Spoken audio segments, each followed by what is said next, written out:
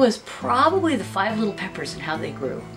And I just lived in that book for a long time after that. I insisted on calling my mom Mamsie, like the little 19th century girl in the book, and I wore my hair in what I called a Polly Pepper, and I insisted on getting a desk with a chair just like Polly Pepper's. Well, I recently discovered what it is. It was Kipling's Just So stories. I read those as a child and I loved them. It's a set of stories. Kipling was living in India and he wrote these stories that are sort of making sense of the world, right? Why does the elephant have wrinkled skin? You know, why does the tiger have stripes? And I recently discovered that that was one of my favorite early books because when I was in 6th grade, I wrote my first book and it was a Kipling Just So story. So.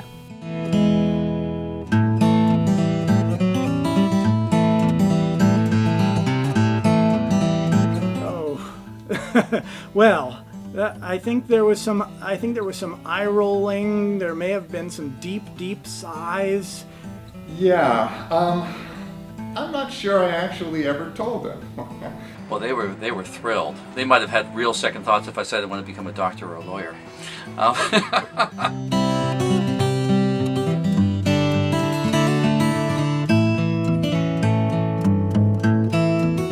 Absolutely true.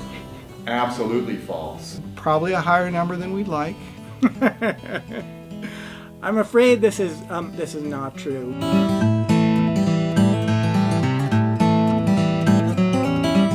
Well, I've had an obsession recently. It's not really grammar, but it's how people handle titles when they write about books. I mean, you're supposed to italicize or underline novel titles. It strikes me as a really easy thing to know to do. If it's a novel, you italicize or underline it. How can you make a mistake on that once you know this? And I've been obsessed with it because I can't seem to teach my students to do this. I'm just defeated by it. Yeah, lay and lie. All my students know I have a big thing about lay and lie. So when Bob Dylan sings, "Lay, lady, lay across my big brass bed," he's really trying to say, "Lie, lady, lie across my big brass bed."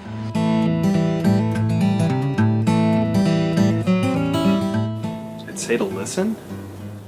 One of the things I think a lot about in terms of teaching, again, this is a really simple sounding phrase, but I think the most important thing about teaching is, the phrase I use is be in the room.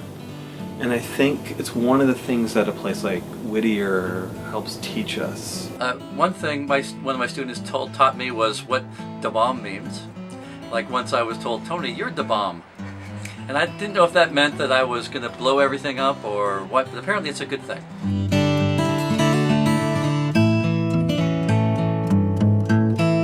Well, I think the main thing is that we'd like to know more about what you're doing in life. I'm interested in people visiting campus, coming back and seeing us. The one request I have is, could you tell me what your name is when you meet me? Because you look different and you've changed your hair. And I don't have any hair, so you might not know me because I used to. And so we need to reintroduce each other along these lines, and I'd really like to welcome you back. And it really is about friendship and continuity and history, things that if you're an English major, you must value, or at least used to value. We hope you can do it again. So that's, I think, my main thing is I want to be in touch. It's important.